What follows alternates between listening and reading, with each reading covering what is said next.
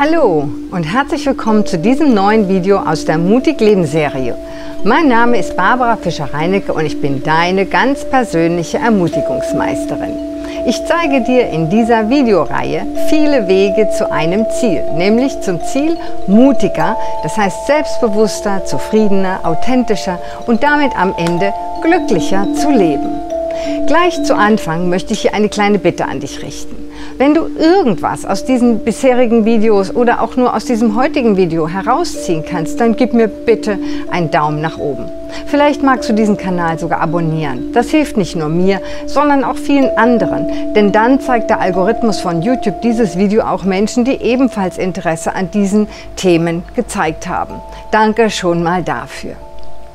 Heute befinde ich mich übrigens tatsächlich in meinem Haus in Ubud auf meiner Terrasse, weil im vorigen Video, das siehst du da, ist offenbar der Eindruck entstanden, dass dieses irre Gebäude, in dem ich mich da befand, mein eigenes Haus sei.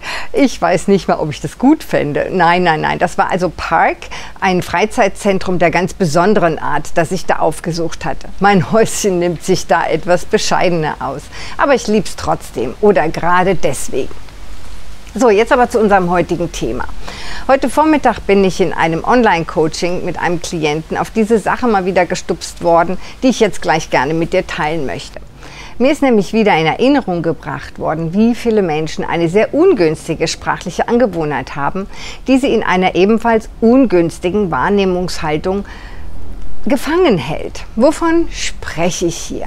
Ich spreche davon, dass die meisten Menschen eine Problemorientierung in ihrer Wortwahl zeigen. Mein Klient hat also jeden zweiten Satz mit der Formulierung begonnen: Das Problem ist. Das Problem ist, das Problem ist. Nach ein paar Minuten habe ich ihn dann darauf angesprochen und wir haben auch tatsächlich einen ordentlichen Teil unserer Sitzung dann darauf verwendet, seine auf das Negative formulierte Haltung ein bisschen herumzudrehen und einen lösungsorientierten Fokus dafür zu entwickeln. Er hatte dann auch rasch sehr viel Spaß daran und versprach, diese Haltung in den nächsten Tagen und Wochen intensiv zu trainieren. Ich bin gespannt, was dabei herauskommt. Gleiches möchte ich dir hier an dieser Stelle jetzt ebenfalls angedeihen lassen. Sag jetzt mal nur so zu Übungszwecken laut den Satz vor dich hin: Das Problem ist. Und dann spür mal, wohin dein innerer Fokus gerichtet ist. Frag dich mal, welche Richtung dein Gehirn jetzt wohl unterwegs ist, um seinen Job zu machen. Logischerweise kannst du, wenn du nur über das Problem sprichst, auch nur das Problem sehen und dafür logischerweise nur Energie aufwenden. Dafür gibt es aber eine Lösung. Und ich möchte dir heute einen Satz vorstellen, der dir in kurzer Zeit hilft, einen neuen Fokus zu finden. Dieser Satz, so simpel wie er ist, hat eine magische Kraft. Er wird dich in 0, nichts in eine Lösungsorientierung versetzen. Dieser Satz hilft dir, von dem Problem, das dich ja innerlich ganz schwer macht, wegzugehen und deinen Fokus eben, wie gesagt, auf die Lösung zu richten.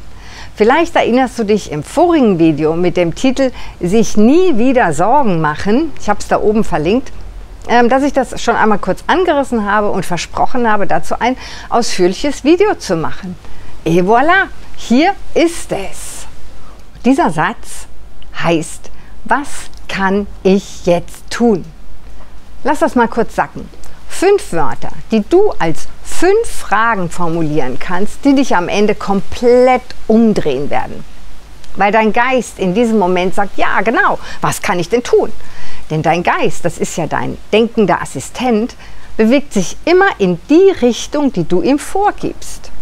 Zum Verständnis an dieser Stelle: Unser Herz ist sozusagen unser Master, unser Kompass, unsere richtungsweisende Instanz.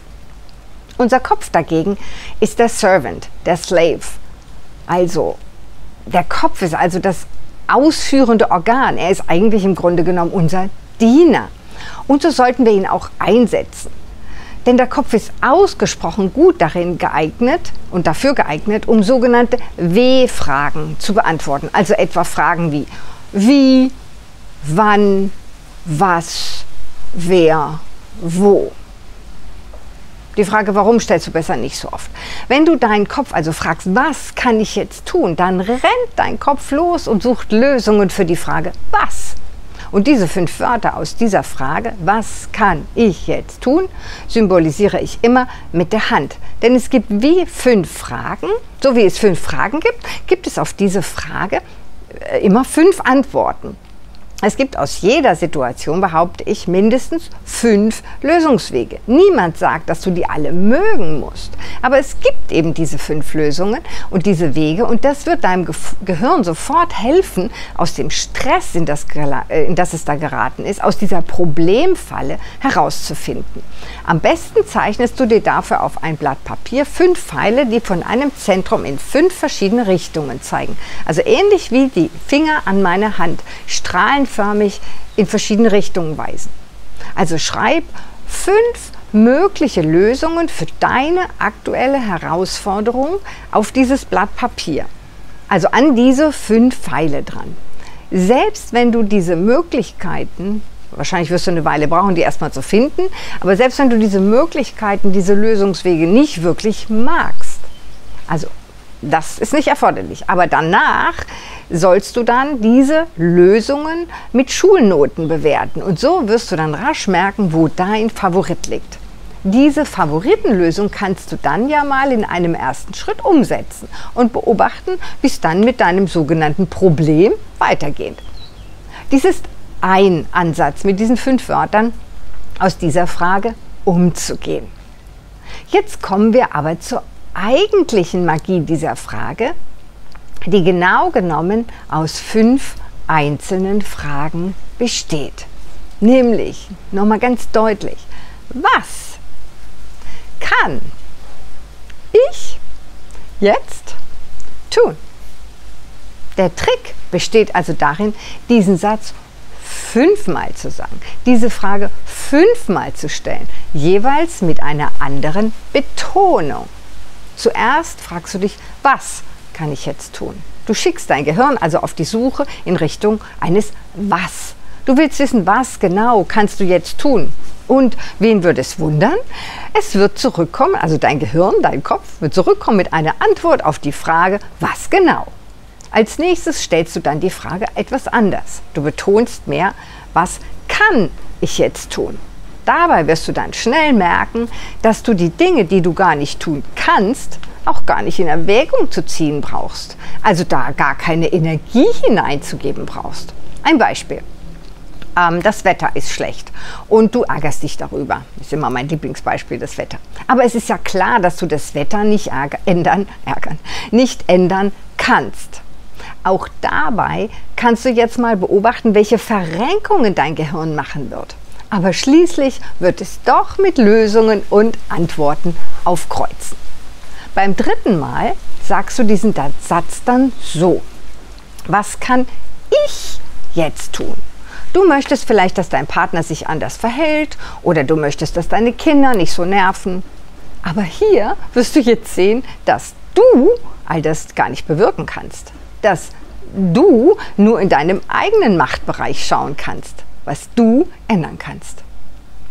Das ist echt ein Gamechanger. Und dann kommt der 4. Durchlauf dieses Satzes und der heißt, was kann ich jetzt tun? Und dies ist besonders wichtig zu beantworten, denn dein Geist hat, wie unser aller Geist, die unschöne Angewohnheit, ganz häufig in die Vergangenheit zu rennen oder in die Zukunft schon mal zu eilen. Nur, in beiden Zeiträumen finden sich leider keine Lösungen. Die Vergangenheit ist schon rum und die Zukunft ist noch nicht da. Lösungen im Sinne von Handlungsmöglichkeiten können nur im Jetzt liegen.